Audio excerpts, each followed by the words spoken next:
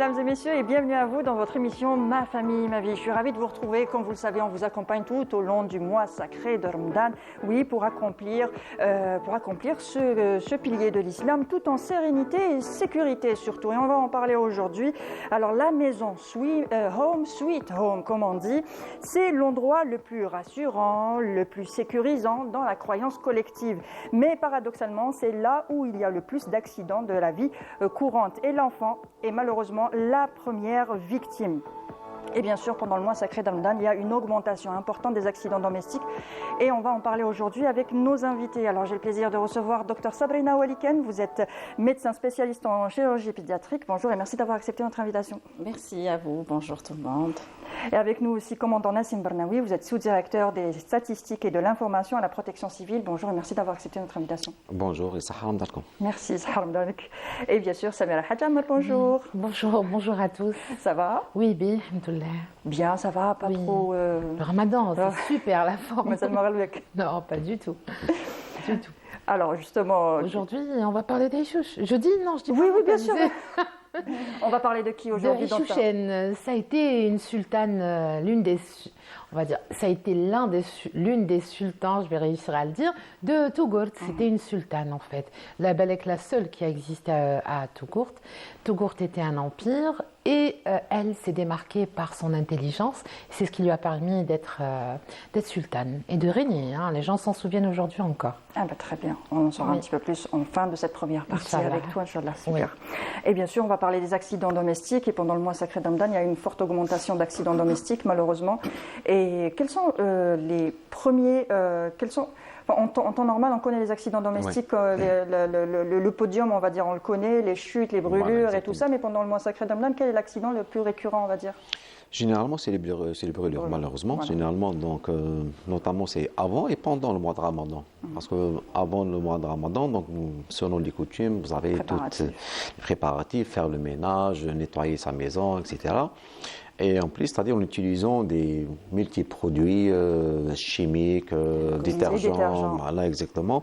Et malheureusement, par méconnaissance, donc le cocktail ou bien le mélange fait défaut, soit des brûlures, soit par inhalation, c'est-à-dire des asphyxiés, pour les femmes et pour les enfants. Même quand on le laisse à la portée des enfants, donc ça cause et les brûlures par produits chimiques ou par des réactions chimiques, ou des fois, c'est-à-dire quand on change les ingestions aussi, parce qu'on a tendance à changer les bouteilles. Changer des bouteilles ou bien à l'apporter carrément un enfant d'1 année, 2 années, c'est-à-dire il est curieux, chaque objet qu'il trouve directement vers sa bouche, ça c'est quoi.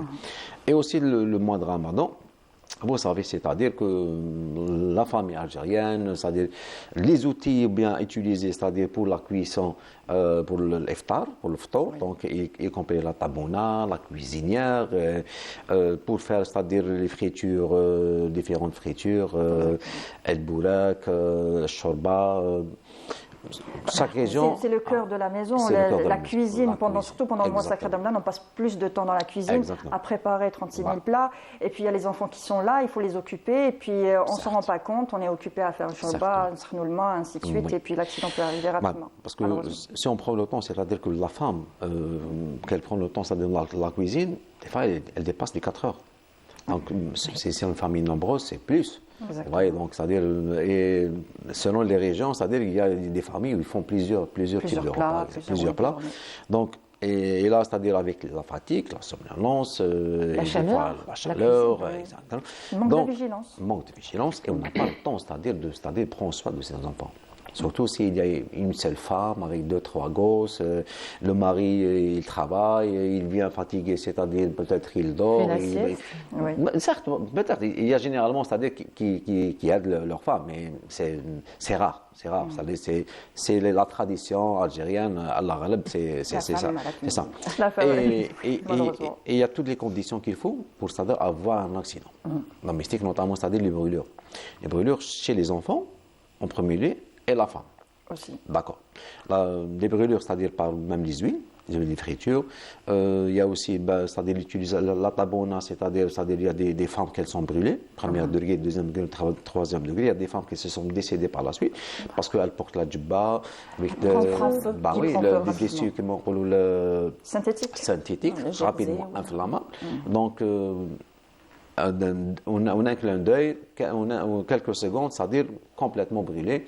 Donc même, c'est-à-dire les pris en charge, évacués, hospitalisés, mais généralement les troisième degré, quand il y a, c'est-à-dire un pourcentage très élevé du corps, pratiquement il y a les chances de survie sont minimes, y compris beaucoup plus chez les enfants. Vous savez que c'est les médecins qui le disent. Plus de 10%, c'est-à-dire de surface de brûlé chez l'enfant, les chances de survie sont minimes. D'accord. En premier lieu, c'est les brûlures. En deuxième lieu, c'est les intoxications. Notamment, c'est les intoxications alimentaires et les intoxications par on avale les médicaments. D'accord. Parce que l'enfant, s'il n'est pas à la cuisine, il est ailleurs. En train de fouiller. Exactement. Donc, chaque chose qu'il la trouve, il l'avale directement et plusieurs cas ont été enregistrés. Et les intoxications alimentaires, ça a une relation, un défaut, c'est-à-dire où on achète. On va faire ses courses. Vraiment, c'est des lieux où, c'est-à-dire, il y a un non-respect. Il n'y a pas de respect de chaîne de froid. Par exemple, le sherbet, la boisson qui se vend sur les trottoirs. Sur les trottoirs, les tartes sucrées, tout ça. Zlabia, l'huile qui n'est pas contrôlée, qui est réutilisée. Et ça a été prouvé que ça pouvait être l'origine du mal. Bien sûr. C'est pour ça qu'il y a le contrôle très souvent. Chaque année, ça se répète. C'est pour ça le contrôle, avant, pendant, mais certains dans le marché parallèle, vous savez, ils ont toutes les techniques, c'est-à-dire pour l'échapper.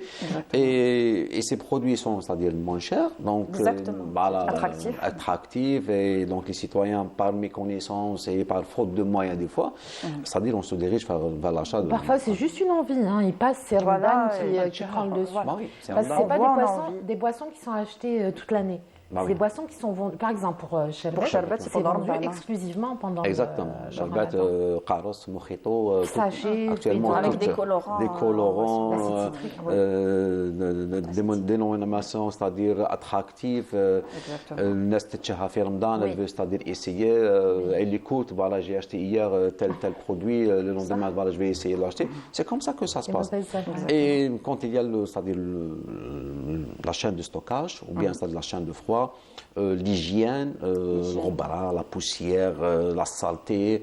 Il y a des gens qui sont sensibles. Exactement. Donc, c'est-à-dire le deck est fragile. Et il y a les intoxications, des fois, c'est impardonnable. Les intoxications, jusqu'à. Il y a des cas. Ça peut être fatal. Exactement. C'est fatal. Et y compris, des fois, c'est des cas collectifs. C'est toute une famille. Voilà, c'est toute une famille de 5, de 6, de 7, parce qu'on consomme le même menu, ou bien le même produit qu'on a acheté. Donc, c'est deux c'est-à-dire accidents fréquents pendant le mois de Ramadan. Donc, même nous, c'est-à-dire, on a constaté que, c'est-à-dire, pour l'évacuation sanitaire, le chiffre a augmenté par rapport les jours hors Ramadan, parce qu'il y a aussi les interventions, les intoxications et les brûlures qui rentrent dans, c'est-à-dire la famille d'évacuation sanitaire. Donc des fois c'est des soins rapides sur le lieu, mais pour nous, c'est-à-dire la nécessité d'évacuer rapidement vers les centres hospitaliers, c'est là où on commence, c'est-à-dire le traitement qu'il faut. Mais pour les brûlures, malheureusement, on a dit plusieurs fois, même sur ce plateau. Oui, on sensibilise plusieurs fois. Il y a plusieurs émissions. Donc, dans Ma famille, ma vie, chaque année, on revient sur ce sujet-là. D'autres émissions de Canal Algérie, même d'autres chaînes. On parle souvent, toute la télévision algérienne. Ouais. On parle souvent des brûlures, de tabouna. Surtout, tabouna, on en parle tellement. Ouais. Tout le monde est conscient du danger de cet appareil, on va dire. Il y a un petit geste très fatal, c'est quand on met une poêle sur une cuisinière, le manche est vers l'extérieur. L'enfant vient, il tape sur le manche et... Voilà. Disons que c'est la première cause, les brûlures des enfants. C'est-à-dire on oublie, c'est-à-dire le manche de la casserole, la poêle, etc. Donc il vient la renverser. Je connais pas mal de gens qui... C'est des moments d'inattention aussi des parents quand on est avec Ramadan, avec le manque de sommeil aussi, ça joue un rôle aussi. Bien sûr. Un grand rôle, bien sûr. C'est pour ça que, c'est-à-dire dans les campagnes de sensibilisation avant le Ramadan, bien actuellement dans les campagnes avec le ministère de Commerce, on est en train de faire des campagnes, notamment pour les intoxications alimentaires. Donc qu'est-ce qu'il faut faire? C'est parmi les conseils, c'est ça. C'est-à-dire qu'il faut se reposer. C'est-à-dire, certes qu'il ne faut pas changer beaucoup ses habitudes pendant le mois de Ramadan, parce que c'est-à-dire le temps de manger, d'aller faire c'est-à-dire la prière, tarawih, bien de revenir, se préparer pour le soir, bien il y a un changement, c'est-à-dire de tout, ça chamboule la vie des familles, de la personne. Mais essayer, c'est-à-dire de ne pas, c'est-à-dire être trop perturbé exactement, pour garder, c'est-à-dire toute son origine et ne pas, c'est-à-dire être chamboulé, c'est-à-dire la vie quotidienne, notamment la journée, et pour tenir toute la journée avec le jeûne, le carême, la concentration, bien sûr. L'attention, on ne prend pas son déjeuner, on ne mange pas à midi, donc c'est-à-dire on est amendré, le corps est amendré, le cerveau est amendré, donc la réaction n'est pas rapide comme les jours normaux. Et pratiquement, on peut dire, c'est-à-dire sur les études, c'est parmi les causes, donc c'est-à-dire ça nous pousse à être victime des accidents domestiques. S'il y a aussi des conditions aussi, c'est l'aménagement, il n'est pas adéquat. Oui. Bien sûr, dans la cuisine, dans la salle de bain et les chambres des enfants. Donc on oublie, on ne fait pas attention et bonjour les dégâts. Et justement, il y a aussi les chutes. Pendant le mois sacré de Ramadan, donc les chutes pour les personnes qui, le fait de jeûner, de ne pas être vigilant, d'être fatigué, d'essayer de se surpasser à chaque fois, mais aussi les personnes avec des maladies chroniques qui jeûnent malgré la contre-indication du spécialiste. Des spécialistes, oui. Il y en a même qui ne prennent pas leurs médicaments correctement. Ils disent on ne mange pas, par exemple les diabétiques, ils disent on mange un repas par jour, allez je vais sauter la prise de médicaments, une prise ou là, et voilà, il peut faire des conséquences d'hyperglycémie ou d'hypoglycémie carrément. Les deux. Surtout quand ils sont insulinodépendants ou ils sont obligés de mettre leur insuline et ils jeûnent quand même, malgré, comme vous dites, la contre-indication des médecins, du spécialiste. Des spécialistes, exactement. Donc les chutes, c'est dans le troisième position, donc, surtout pour les personnes âgées. Donc, et des fois, des chutes, c'est impardonnable. Donc, quand on a eu des cas, c'est-à-dire que des personnes, ils ont eu des hypoglycémie, hyperglycémie, c'est-à-dire en chutant, c'est-à-dire ils prennent la chute directement sur le crâne. Ou la hanche, c'est aussi fatal pour les personnes âgées. Oui. Beaucoup plus, c'est-à-dire c'est pour les traumatisés, traumatisme crânien, le fémur, le fémur, et le bassin. Et c'est pour les personnes âgées, c'est impardonnable. Exactement, c'est impardonnable. Et aussi, il y a aussi, c'est-à-dire, pourquoi j'ai parlé de l'aménagement, c'est-à-dire que des enfants laissent des jouets traîner par terre. Et quand on se réveille la nuit pour le soir, ou là pour, c'est-à-dire, on est en train, c'est-à-dire, de préparer la table, ramener la bouffe de la cuisine vers la salle à manger, vous pouvez c'est-à-dire glisser sur des jouets, piétiner, etc. Il y a beaucoup de cas de fractures causées par les jouets des enfants. Faites attention à ça. Traîner comme Exactement. Et la qualité du sol aussi joue un rôle parce qu'on a tendance tous à vouloir une dalle de sol bien brillante et surtout bien glissante. Et là, c'est patinage. Voilà, exactement. Il dérape, alors on dérape. Il faut faire attention. Alors, je vous propose tout de suite, c'est un reportage que nous propose notre collègue Yasmine Blihedja. Justement, elle s'est déplacée à l'hôpital de Zeralda en principe. On va voir ça et on revient tout de suite après. D'accord ? Bien. À l'hôpital des Grands Brûlés de Zeralda. En cette période, comme à chaque année, durant le mois de Ramadan, le nombre des cas d'urgence est en nette augmentation. Les accidents domestiques, responsables de morbidité parmi les enfants. De plus en plus de cas sont admis pour des brûlures, allant du 1er jusqu'au 3e degré. L'enfant, il a été brûlé par l'eau bouillante. Ces cas, on les reçoit quotidiennement. C'est un malade évacué de la wilaya de Gherdaya. L'estimation de la surface corporelle brûlée, elle est estimée à 34%. Actuellement, on est en train de le suivre. Dans l'état général, il évolue très très bien. Possible qu'il va partir pour des séquelles de brûlure qu'on va voir avec le temps. Mais pour le moment, sur le plan clinique, il est stable, il est bon, il évolue très très bien.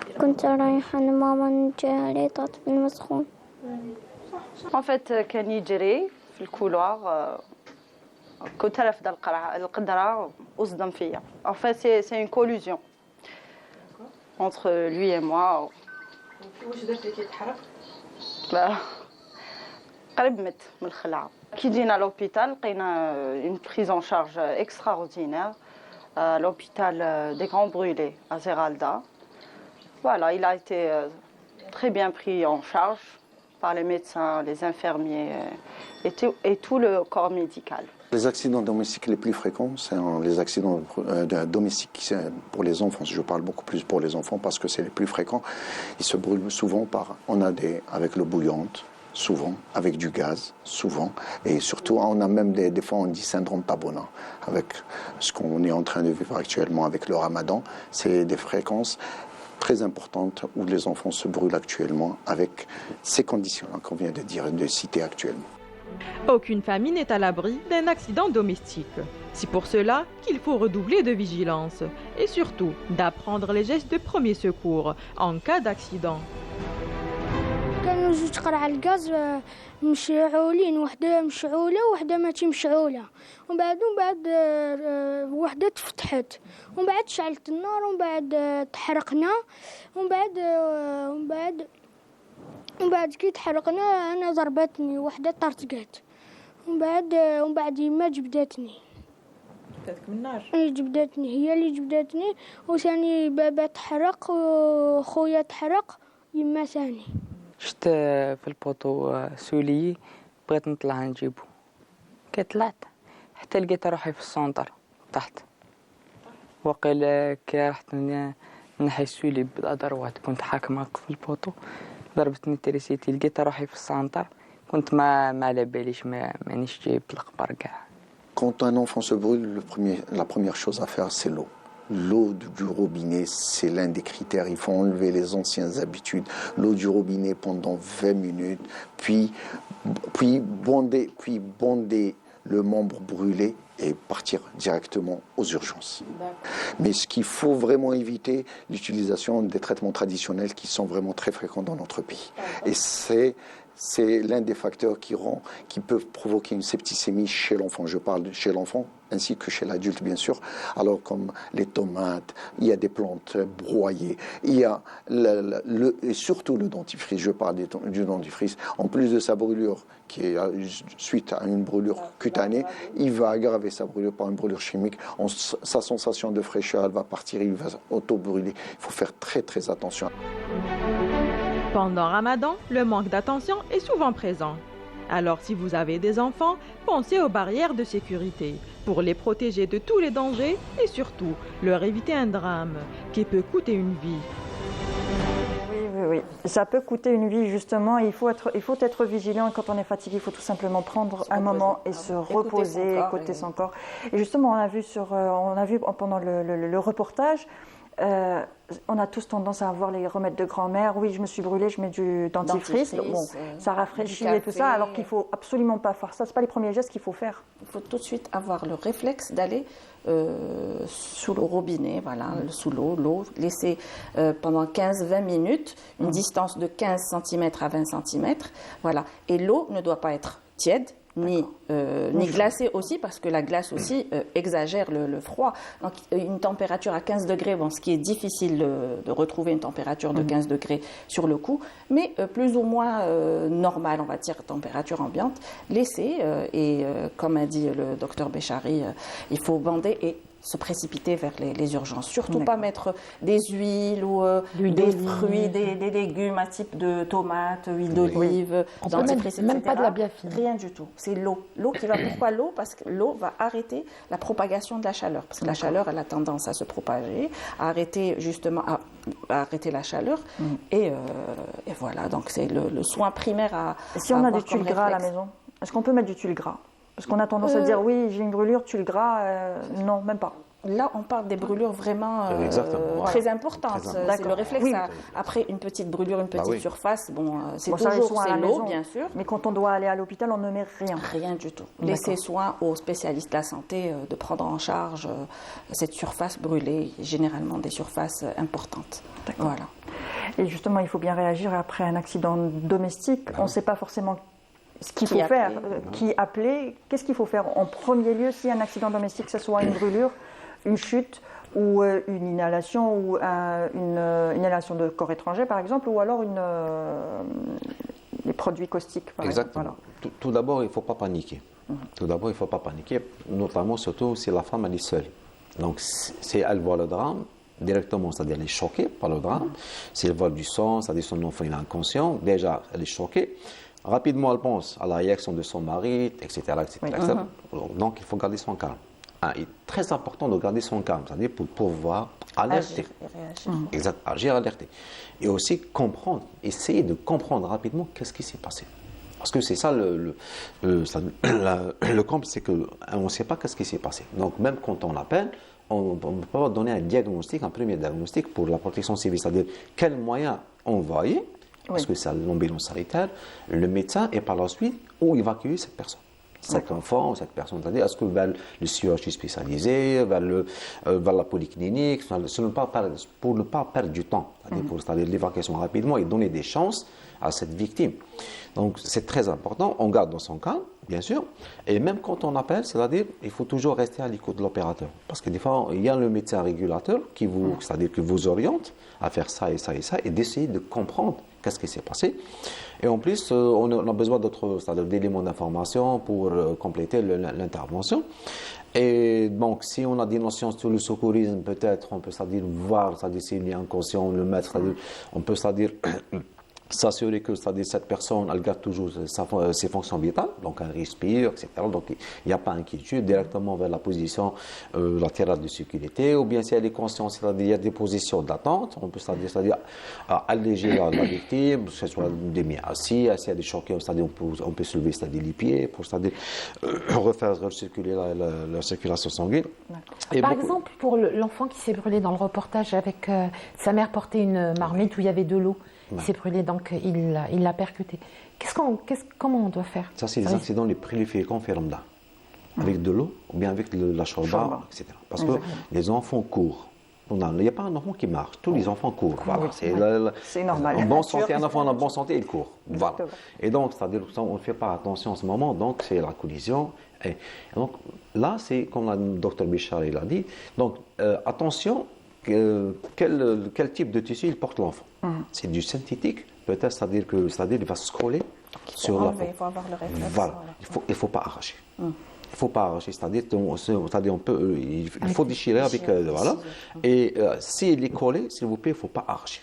S'il est collé, on ne fait rien, on laisse le médecin. Il faut laisser l'hôpital, ils ont tous les produits nécessaires, c'est-à-dire pour enlever le tissu. Exactement. C'est mettre sous l'eau. Sous l'eau. La règle 15, comme l'a expliqué madame. D'accord. On n'essaye pas de le soulever, de l'emmener à l'hôpital. Si. Momentanément, oui, bien sûr. Mais sur le coup, il faut d'abord le rafraîchir et arrêter la brûlure. Arrêter l'inflammation, bien la propagation de la chaleur. L'idéal, c'est d'appeler le secours. Oui. C'est parce qu'ils viennent, c'est-à-dire ils ont les moyens, c'est-à-dire la façon d'évacuer, comment le prendre en charge, le couvrir et l'évacuer rapidement vers l'hôpital. Et il y a beaucoup de gens, c'est-à-dire beaucoup de familles, sur les accidents domestiques, ils font par rapport à la protection civile. C'est-à-dire parce qu'il n'y a pas de sang, il n'y a pas de blessures graves, c'est-à-dire... Ils ne veulent pas déranger. Voilà. Ils se disent non, pas besoin de la protection civile, je peux prendre mon enfant tout seul ou me déplacer tout seul, alors que la façon dont on déplace une victime est très importante. Très important.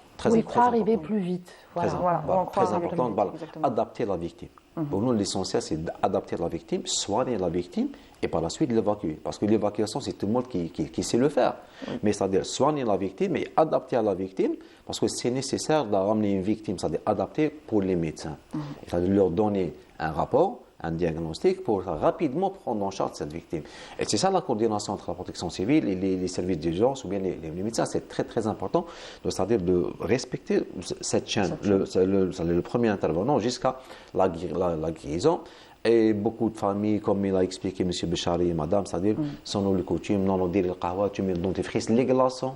Ah oui, parce qu'on pense que les glaçons c'est frais, donc ça va arrêter tout de suite. Non, mais déjà, les glaçons directement appliqués sur la peau, ça brûle. Ça brûle. Cryothérapie. Exactement. Exactement.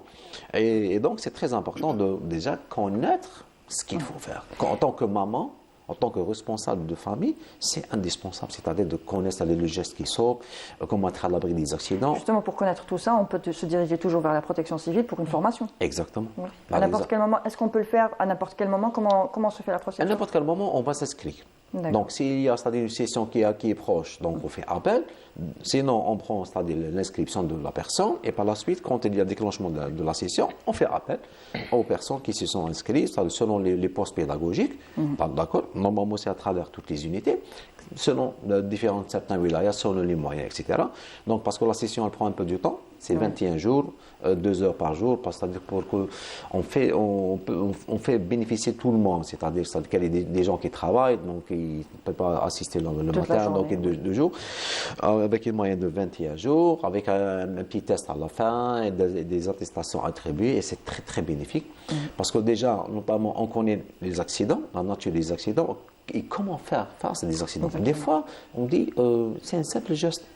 Un massage cardiaque. Le sauver. Le sauver, un simple geste. Voilà. Par exemple, un enfant qui s'étouffe. Oui, exactement. La suffocation. Un enfant d'une année, 2 années. Alors justement, il semblerait que quand un enfant avale quelque chose et qu'il s'étouffe, il ne faudrait surtout pas le renverser. Non, il y a deux méthodes. Il y a deux manœuvres. Voilà. La méthode d'Emlich, un enfant, ça dit une année. À cet âge-là, 1 an, 2 ans, c'est on le met sur le genou, c'est-à-dire qu'on tape non, pas parce fort. qu'il y a des gens qui prennent par la cheville et qui... Non, qu'il faut voir. Voilà. Exactement. Le secouer comme un sac. Non, ça se fait. Ça se fait. Ça peut. Quand on tape 1, 2, 3, c'est-à-dire l'objet n'est pas sorti, voilà. Donc on peut, c'est-à-dire pas secouer fort, mais on peut, c'est-à-dire le renverser ici avec les 2 doigts, on peut pousser, mais ça va sortir. Donc on n'est pas paniqué, on sait quel geste on doit effectuer pour, c'est-à-dire sauver la vie de nos enfants, même pour les brûlures, même pour les chutes, etc. Et justement, quand un enfant, on va dire qu'il prend un produit caustique, ou il prend de l'eau de javel, un détergent, n'importe quoi, il le boit, et à ce moment-là, souvent on se dit, on va le faire vomir, on va lui donner à boire, on va l'allonger, ou du lait, ou autre chose. On ne sait pas comment réagir. Zitzetone, voilà. Donc, quelle est la réaction à avoir? Rien. Surtout, il ne faut pas, le faire vomir de nouveau, parce qu'on va aggraver. C'est ça, docteur? Bien sûr, parce qu'on va refaire revenir en marche arrière. Donc, le produit qui a été inhalé a créé des dégâts. Et si on le fait vomir, il va recréer les dégâts sur les dégâts. Donc, il faut laisser et se diriger vers les urgences. Voilà, ni de l'eau, ni de lait, ni de l'huile, ni directement. C'est à l'hôpital qu'on soigne. C'est à l'hôpital, bien sûr. L'évacuation vers l'hôpital rapidement. Et c'est-à-dire, il faut prendre avec nous, c'est-à-dire le produit. Exact. Pour savoir ce qu'il a à gérer. Très important. Ce soit liquide ou bien, c'est-à-dire n'importe quel produit, solide. Et il faut le prendre avec nous pour que le médecin sache la nature et la composante du produit. La composante du produit, parce que des fois, ça nécessite des interventions chirurgicales. Donc, tout élément d'information, c'est-à-dire il est présent, donc ça aide les médecins, c'est-à-dire pour mieux intervenir et c'est-à-dire sauver la victime. Très bien. Et si vous deviez donner un dernier conseil aujourd'hui aux téléspectateurs, aux familles algériennes qui sont en train de regarder par rapport aux accidents domestiques? Donc, par rapport aux accidents domestiques, c'est-à-dire déjà, on a passé 10 jours, il nous reste 20 jours. Et c'est-à-dire les 10 derniers jours aussi, c'est pas aussi facile que les 10 premiers jours parce qu'on ajoute ça de la préparation, halwat al-Eid, etc.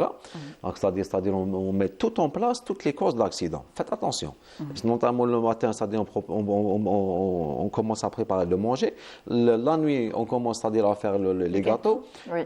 Donc s'il vous plaît, partagez vos responsabilités, notamment pour les parents. C'est pour surveiller vos enfants, ne pas les laisser les enfants tout seuls.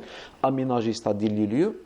Oui. Pour la chambre, voilà, la salle de bain aussi. Il y a des enfants qui se noient dans la baignoire, dans des bassines. Dans 20 cm d'eau, on a dit qu'un bébé peut se noyer. Enfin, un enfant. Et voilà, et interdit, c'est-à-dire la présence des enfants dans la cuisine. C'est difficile. Même c'est-à-dire ils font rien, ils regardent, et par la suite, quand ils sont seuls, ils vont refaire. Faites attention. Imitation. Et voilà. Et on profite de l'occasion, c'est-à-dire pour un peu aller vers les accidents de la route. Donc, en 10 jours, c'est-à-dire déjà on a plus de 40 personnes décédées, plus de 1430 personnes blessées. Donc, il faut alors, du ftor? Oui, avant la rupture de jeûne, c'est la première tranche, 17h de 19h. La deuxième tranche horaire, c'est le matin, 6h, 8h, exactement, c'est la fatigue, la somnolence. Et la troisième tranche horaire, c'est 14h, 16h. C'est très normal, c'est-à-dire là, on est fatigué, donc après des heures... On sort du travail pour aller à la maison, on est fatigué. Et c'est beaucoup plus la somnolence, parce qu'on a enregistré beaucoup plus les dérapages et le renversement pendant cette tranche horaire. Ouais, il faut faire attention, il faut se reposer quand il le faut, quand on a sommeil. Le soir, on dort, voilà, et quand on a sommeil, on s'arrête. pour un peu récupérer. 15-20 minutes, on récupère. Très bien. Merci. Vous restez avec nous. On va continuer pour parler de circoncision parce que aussi pendant le mois sacré de Ramadan, c'est la circoncision. C'est une tradition. Chaque famille préfère ou adorerait circoncire le petit garçon pendant Ramadan, justement pendant les Tansfiya, le mois sacré de Ramadan. On en parle aujourd'hui avec vous, docteur, pour conseils pratiques. Voilà.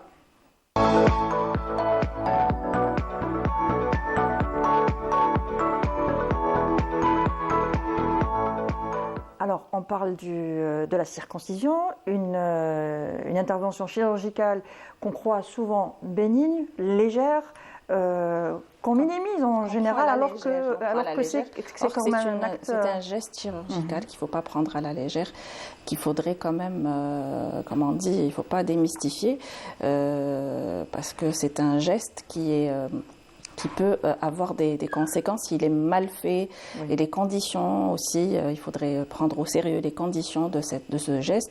C'est vrai qu'on va venir nous dire, on nous dit souvent qu'il fait zmen, c'est le barbier du quartier qui le faisait, Masra al-Hommouelou aussi. Jusqu'à présent, les personnes, c'est-à-dire de notre génération par exemple, ou plus âgées, se souviennent de leur circoncision et ils disent tous les jours le sang qui saignait, tous les jours, et la cicatrisation durer sur des semaines. Donc, il y en a qui sont décédés de ça. Pourquoi? Parce qu'on a omis une maladie, comme par exemple l'hémophilie, qu'on peut détecter par des analyses toutes simples avant la circoncision. Justement, cet acte-là se fait, bien sûr, dans un milieu hospitalier. Tout à fait, un milieu hospitalier, qu'il soit privé ou qu'il soit, c'est-à-dire une clinique privée ou à l'hôpital. Pourquoi? Parce qu'on a toutes les conditions favorables pour juguler une urgence. Déjà, il y a l'hygiène, il faut que ça soit un plateau, comment on dit, stérile, exactement, stérile, et puis l'hygiène des mains, surtout pas à la maison. Il faut oublier cette pratique. Il y en a beaucoup qui demandent à faire la circoncision à la maison. Malheureusement, si on a une urgence, on va dire par exemple, pourquoi? Parce qu'il y a l'anesthésie locale, où l'enfant peut faire un état de choc à l'anesthésie locale. Ça peut être fatal, il peut faire un état de choc et carrément un arrêt cardiaque, on en a vu malheureusement, mais c'est rare. Mais ça peut arriver, par exemple, dans un cabinet médical ou à la maison. Comment faire? Il faut prendre l'enfant, donc surtout quand la maison est loin de la structure hospitalière. Et alors qu'à l'hôpital, on agit tout de suite. Il y a le plateau technique, il y a l'anesthésiste, le réanimateur, l'infirmier, le médecin qui peuvent juguler cette urgence. Également, donc le saignement qui peut être jugulé, et par la suite, les complications, les infections qui sont très rares, mais elles peuvent exister.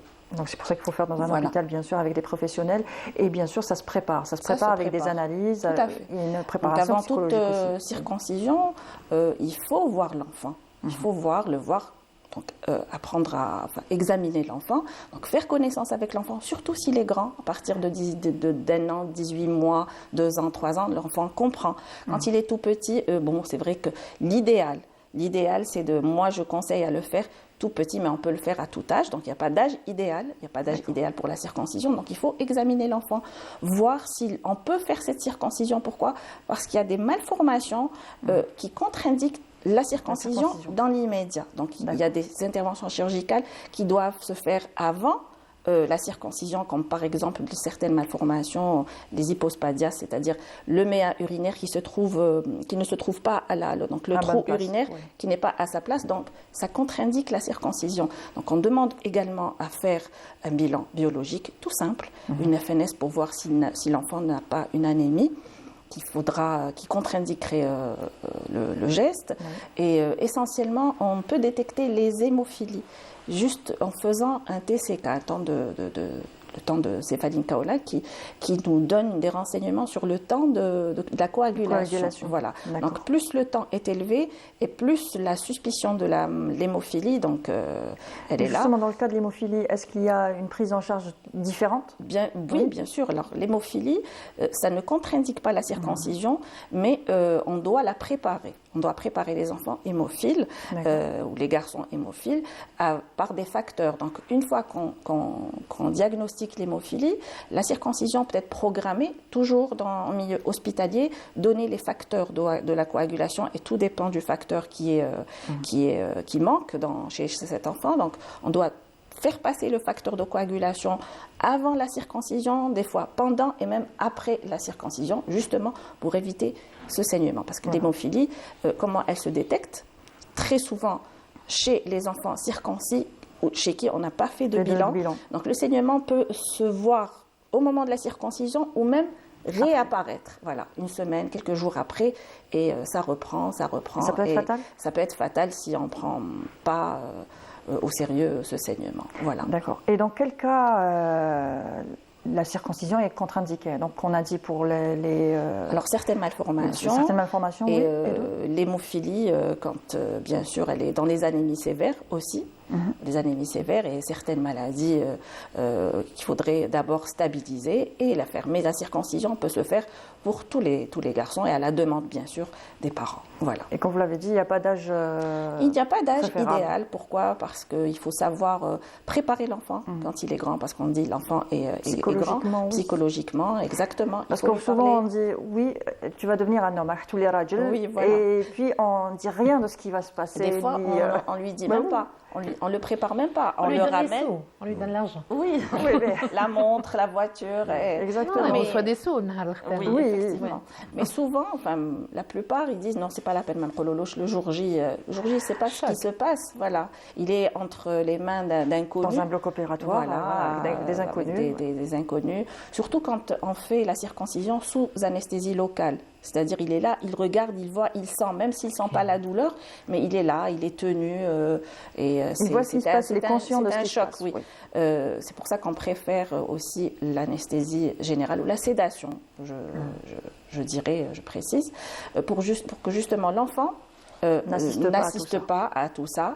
Il est endormi, bien sûr, en milieu hospitalier avec un réanimateur, un anesthésiste, et le chirurgien aussi, qui pratique son geste à l'aise, il est à l'aise, donc il fait pas de bêtises, on va dire, parce que ça peut arriver. Ça peut arriver des accidents de circoncision, on en a vu, et il peut y avoir des accidents de circoncision, malheureusement. Voilà.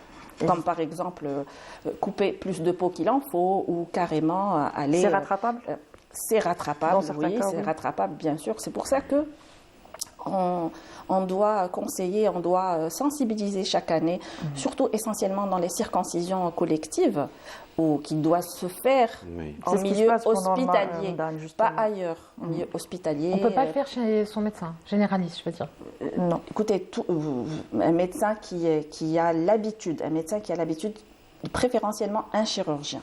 Voilà, préférentiellement un chirurgien.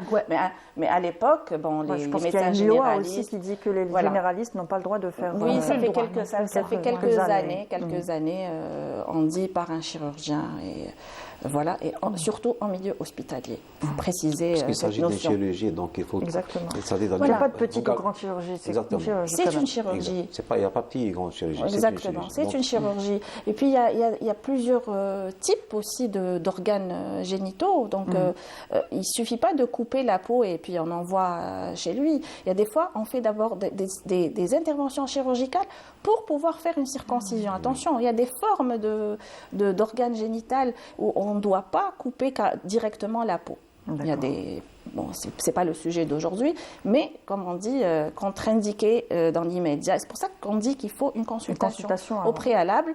Quand le médecin généraliste ou le pédiatre suspecte que l'organe n'est pas normalement constitué, ou il a une coudure, ou il n'est pas normal, on va dire, il faut ne pas hésiter à demander un avis chez un chirurgien pédiatre, un chirurgien urologue, un chirurgien viscéraliste, préférentiellement un chirurgien urologue ou pédiatre. Très bien. Voilà. Donc, on a préparé l'enfant, tout s'est bien passé, et puis après, c'est les soins post-opératoires. Oui. Comment que ça se passe après? Parce que souvent après, il y a une fête.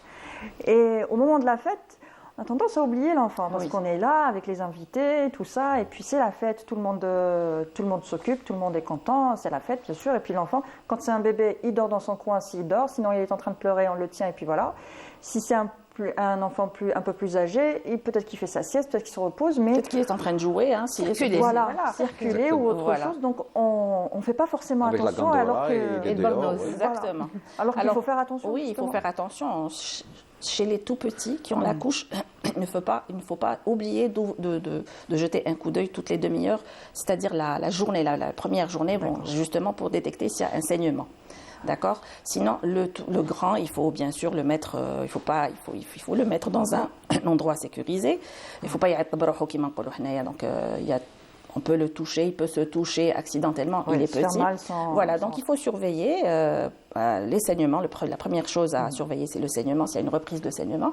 Les soins locaux, tout simplement, donc l'hygiène est très importante pour justement que la cicatrisation se fasse rapidement et pour éviter justement les surinfections qui sont rares, mais elles peuvent exister. Tout simplement par des soins au sérum salé. Si le bébé ou l'enfant porte la couche, on met un baume type vaseline pour que la circoncision ne colle pas, pour que ça ne fasse pas des renseignements. Ça cicatrise très bien, d'ailleurs, oui. Et on autorise le bain le lendemain. Les bains quotidiens, exactement. Après chaque change, un bain dans donc une toilette. Tout à fait banal, normal. Donc l'eau doit toucher la circoncision. Il n'y a pas de souci. À partir du deuxième jour. À partir du deuxième jour, parce que le premier jour, parce qu'il y a la douleur. Donc ne pas oublier aussi de donner les antidouleurs, parce qu'une fois que l'anesthésie part, il y a la douleur qui va réapparaître. C'est tout à fait normal. Donc donner des antidouleurs en préventif ou à la demande de l'enfant. Dès qu'il chouine ou là il pleure, il dit « maman j'ai mal », il pleure. Donc on donne des antidouleurs. Généralement 24 heures, après ça passe. Mais l'hygiène est très importante, donc ne pas omettre l'eau. C'est l'eau. L'eau, c'est le meilleur remède, tout simplement, et le sérum salé. Surtout pas mettre des huiles, comme on a dit tout à l'heure, l'huile d'olive, etc. Pourquoi ? Bon, c'est vrai qu'à l'époque, l'huile d'olive, c'est un anti-inflammatoire qui peut cicatriser, ou le miel, etc. Pourquoi ? Parce qu'en fait, ce qu'on utilise n'est pas stérile, tout simplement.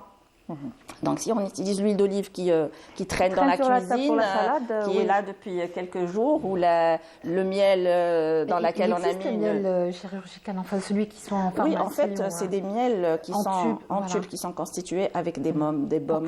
Oui, on peut utiliser, l'essentiel c'est de mettre une crème, donc le médecin va vous donner, ne pas utiliser des produits de tous les jours. Et à quel moment s'inquiéter ? Alors s'inquiéter justement... S'il y a un saignement, s'il y a par exemple un enflement après que la cicatrisation soit faite, il y a des fois des œdèmes où il y a un écoulement du pus par exemple, s'inquiéter par rapport à ça. Donc ça c'est par rapport aux complications précoces, on va dire. Il y a aussi quand la circoncision, on va dire qu'elle est mal faite ou on a coupé moins de peau qu'il en faut. Donc on peut reprendre la circoncision s'il y a bien sûr une peau qui n'a pas été bien coupée correctement. Pourquoi cicatriser au bout de combien de temps? Alors au bout de 4 jours pour les tout petits, jusqu'à une semaine, 10 jours maximum. Plus plus l'enfant est petit, plus exactement. Oui, la cicatrisation est très rapide. C'est pour ça qu'on c'est bien de le faire. Oui, les premiers mois, rapidement. Pourquoi ? Parce que le petit déjà, pour le traumatisme. Voilà, il est pris dans le traumatisme et le traumatisme de la grossesse. Le petit souffre pendant l'accouchement, donc il est là. C'est vrai qu'il a mal. Attention, il faut toujours ne jamais circoncire l'enfant. Sans anesthésie, on va dire. C'est criminel, moi, pour moi, c'est criminel. Même un bébé d'une semaine, il sent. On dit, bon, mais non, il a des terminaisons nerveuses, tout comme nous, au contraire.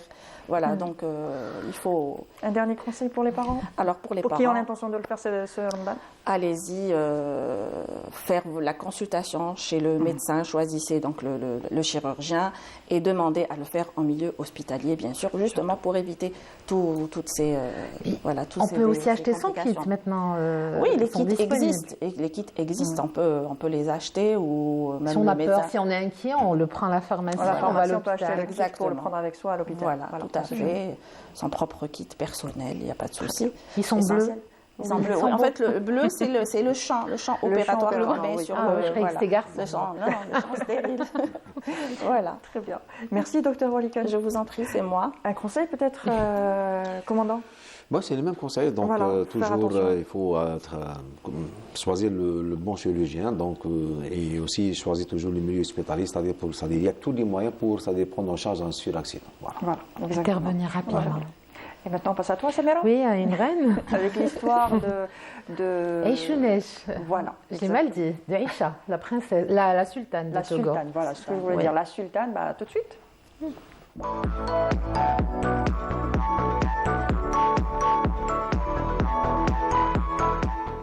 Aïchounesh.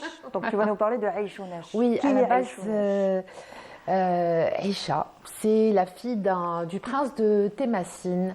Elle est, bon, Témassine, Tougourt aujourd'hui, c'est la même wilaya, mais à l'époque, c'était deux contrées qui étaient rivales. C'est deux cousins, deux princes qui, depuis des années, se livraient bataille. On est, on va dire, au 19e siècle. Et l'un des princes décide un jour d'aller espionner son cousin à Tougourt pour voir comment ça se passe et tout, ce qu'il compte faire contre lui. Et il rencontre une jeune fille dans les ruelles de Tougourt et il voit une jeune fille avec une beauté infinie. Et il tombe amoureux immédiatement, il cherche à savoir qui c'est et il est choqué d'apprendre que c'est la fille de son cousin. Il ne la connaissait pas et il redoute son cousin. Ils ne s'entendent pas, ils sont rivaux, il sait qu'il ne va pas le laisser l'épouser et tout. Donc il part à regret, il rejoint Témassine et il essaie de réfléchir à la manière avec laquelle il pourrait se réconcilier avec son cousin et pouvoir épouser Aïcha. C'est pas elle, hein, bien sûr, mais c'est une représentation de la princesse. Non, pardon, de la sultane. La sultane. Voilà. Donc, ce qui s'est passé, c'est qu'il rentre à Témassine, il réfléchit, puis il décide d'envoyer des émissaires pour proposer un traité de paix à son cousin. Et par la même occasion, il envoie des cadeaux. Il dit voilà, je vais me marier avec ta fille et on va s'entendre bien. Et au khlas, on va régner en paix et tout. Donc, le cousin négatif, hein, il veut pas se réconcilier avec lui. Il veut surtout pas qu'il épouse sa fille. Donc, Aïcha, c'est une légende et c'est une réalité. C'est-à-dire ça existait, mais ça a été embelli bien sûr par des ingrédients d'abord orientalistes, puisque les orientalistes existaient à l'époque, et ensuite parce que c'est une tradition orale, donc ça a été transmis et raconté. Donc le père Aïcha va refuser et le cousin va assister, donc à chaque fois il envoie des émissaires avec des cadeaux, des présents, plein de choses, et le père de Aïcha refuse. Donc l'un de ses gardes ou de ses amis, l'un des gardes et amis du prince de Témassine lui propose de kidnapper la princesse et d'essayer de faire pression sur le père. Donc c'est ce qu'il fait, il kidnappe Aïcha et il dit au prince, à son père, voilà, elle est chez moi, je la traite très bien, mais il faut que je me marie avec elle, il n'y a pas d'autre alternative. Le père refuse. Toujours. Donc ça va durer sur plusieurs mois. Le prince de Témassine va installer Aïcha dans une partie de son château, on va dire de son qsar plutôt, où il y a une poudrière. Donc elle va être dans cette partie du palais, lui va être dans l'autre. Et pendant des mois, donc elle va être en colère, elle va réclamer son père et il va lui proposer quand même de se marier. Elle va refuser.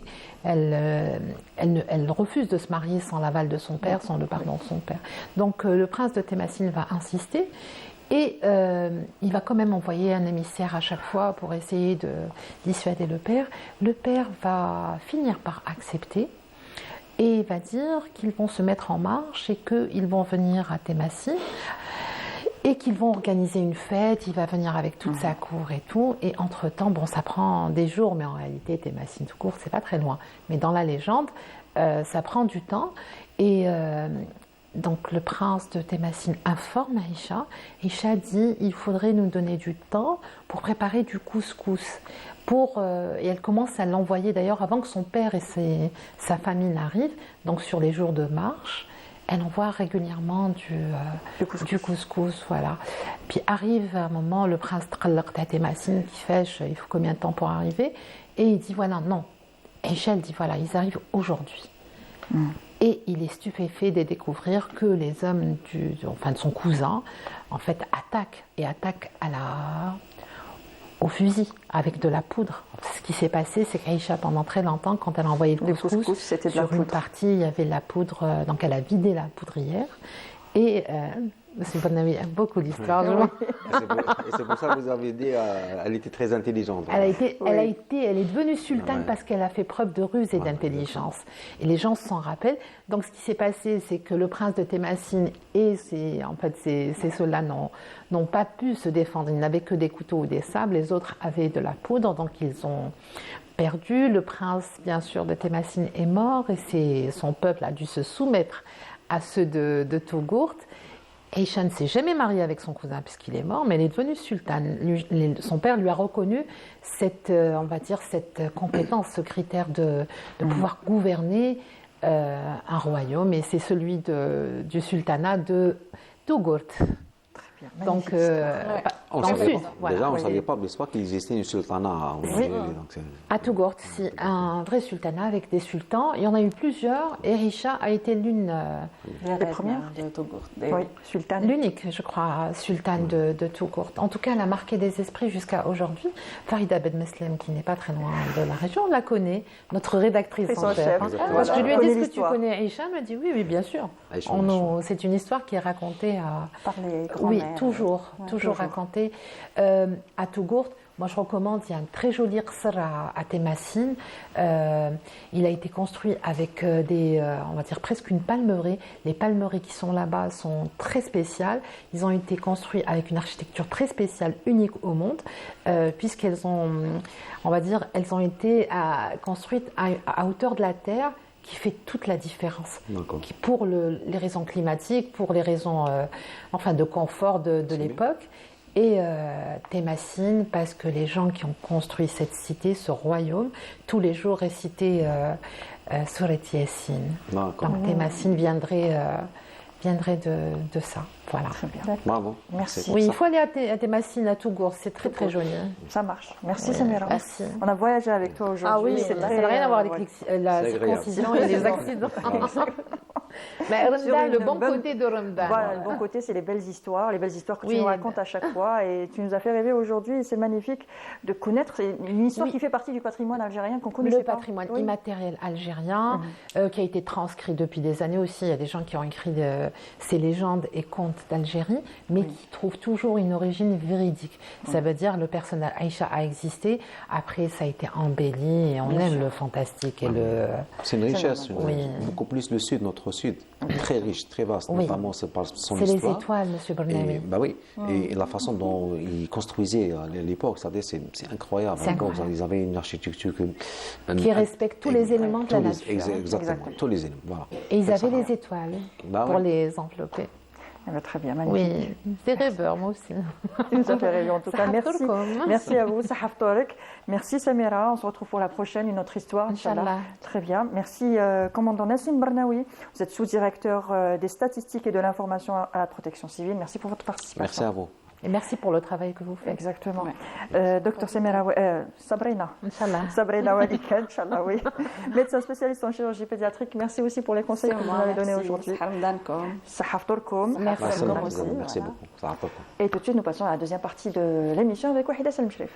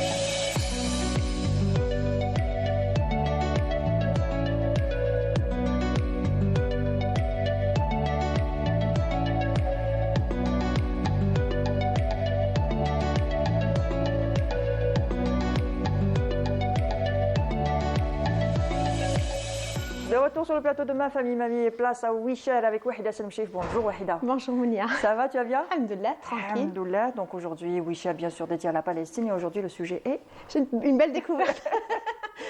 En fait, j'ai découvert un concept store que j'apprécie énormément et il est en Europe et on va en parler tout de suite. Tout de suite, Wichel. Ça marche.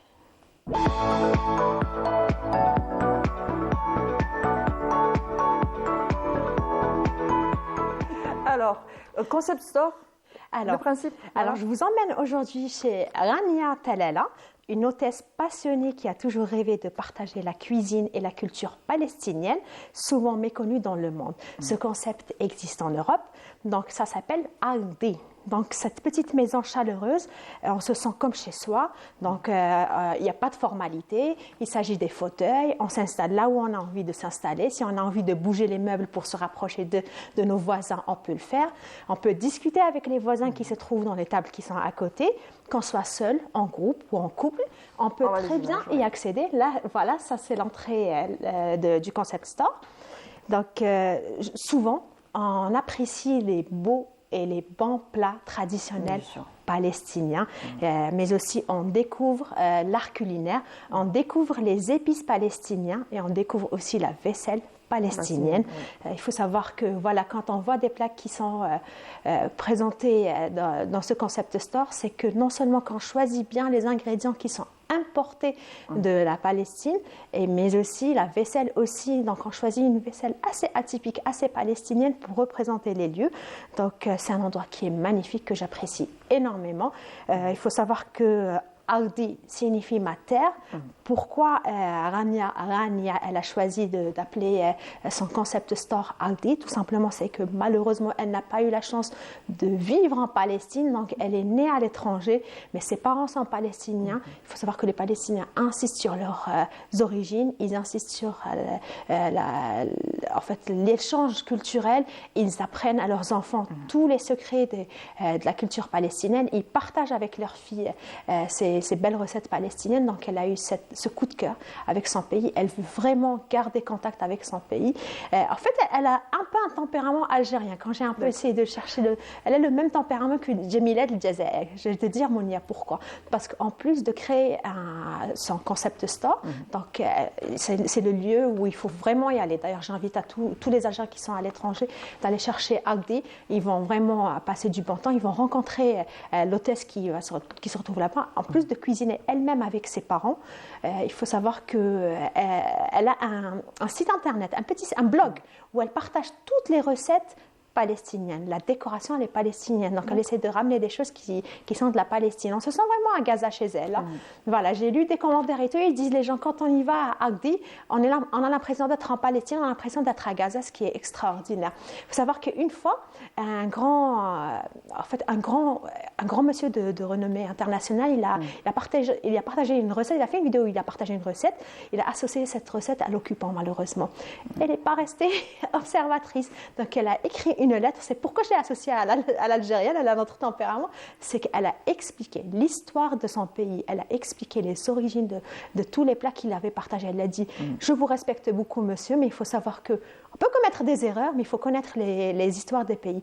Même si moi, je ne suis pas née en Palestine, mes paroles le sont. On m'a transmis mon histoire. J'aimerais que vous corrigiez, que vous appreniez quand même à qui appartient ces plats.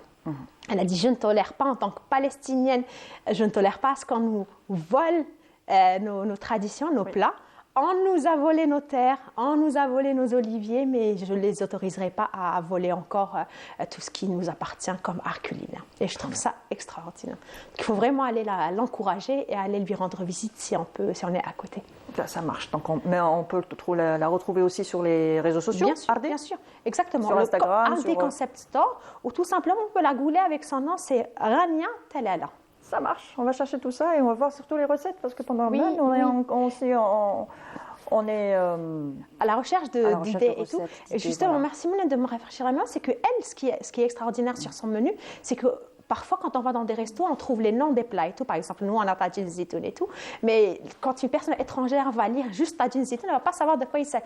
Elle explique avec détail. À chaque fois, elle dit, ils sont préparés avec beaucoup d'amour, avec beaucoup de passion, ce qui est bien. Eh ben, très bien. Merci, Wahida. Avec plaisir, Mounia. À la prochaine émission pour Inch'Allah. une nouvelle découverte aussi. Une autre belle découverte. Inch'Allah. Sahaf Torak. Sahaf Torak à toi aussi. Merci de nous avoir suivis. On est à la fin de l'émission. Ça y est, c'est déjà fini. Je vous dis Sahaf Tourkoum. Bonne fin de journée. En principe, après nous, il y a Tortue Chef avec Soumia Zerouali. Et puis, on se retrouve à la prochaine. Au revoir. Prenez soin de vous.